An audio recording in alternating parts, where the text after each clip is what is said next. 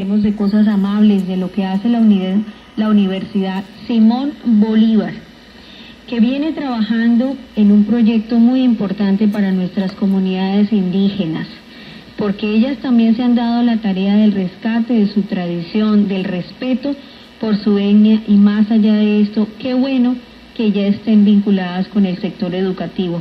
Lorena Hernández hace parte exactamente de este programa, de este proyecto, es la coordinadora de la extensión, donde se trabaja en ese propósito. Lorena, bienvenida a los micrófonos de Caracol, muchas gracias por acompañarnos. Y bueno, ¿cómo empezó esto? Muchas gracias, Esmeralda, por la invitación, por el espacio. También un saludo a todos los oyentes de Caracol Radio. Este es un proyecto que estamos desarrollando en alianza con el Instituto Colombiano de Bienestar Familiar. De hecho, hacen parte del programa Territorios Étnicos con Bienestar de esta institución. Nosotros como universidad estamos apoyando en la operación del proyecto y en el trabajo conjunto con las comunidades. En este momento tenemos un proyecto que se llama Nuestras Vidas, en quichuas Ñucanche Causeita. Sí, ya en esta interrelación con las comunidades también uno aprende de sus valores ancestrales, de su lengua, demás.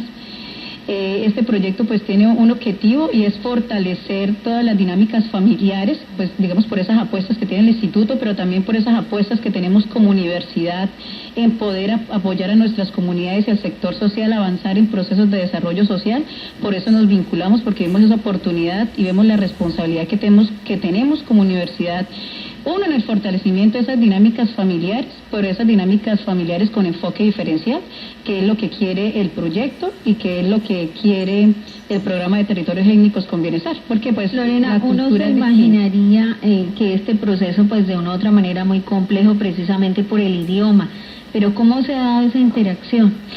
Precisamente es un proceso de aprendizaje, ¿no? Como universidad, nosotros como profesionales vinculados ahí, y también pues con los líderes de la comunidad y que cada una de las personas. El programa tiene dos componentes, uno es familiar y el otro es un componente de apoyo.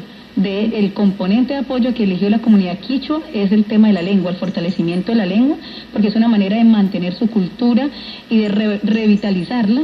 Entonces hemos venido trabajando, es un aprendizaje constante, desde lo cultural, el reconocer las raíces, el cómo aprendemos nosotros de nuestras comunidades indígenas, de sus valores y de todo ese conocimiento ancestral y popular que ellos tienen, y que como universidad pues lo que hacemos es articularnos y aprender de ellos, ¿cierto? Un poco trascender de esa visión de que la universidad es el que tiene el conocimiento, sino también aprender de esos saberes ancestrales y culturales, en ese propósito del Instituto Colombiano de Bienestar Familiar y pues también de la universidad de generar un impacto social.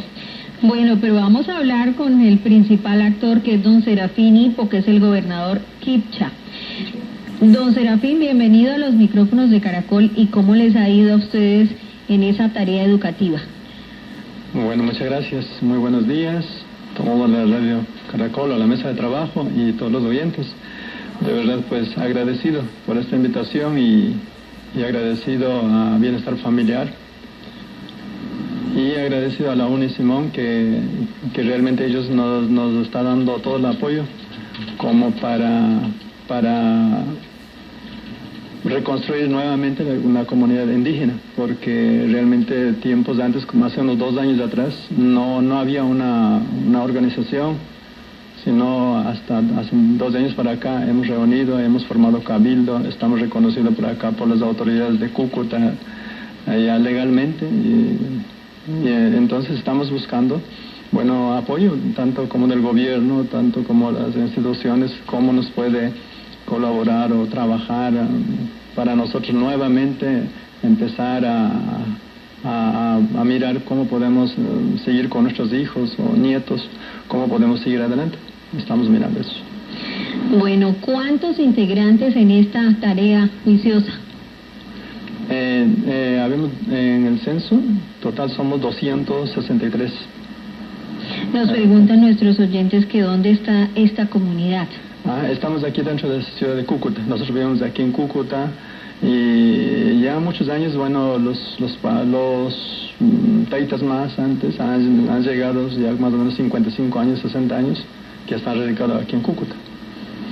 Bueno, ¿y fue fácil o fue difícil ir a la universidad? Perdón, disculpe. ¿Fue fácil o fue difícil empezar esto? Bueno, un poco difícil, pero no imposible.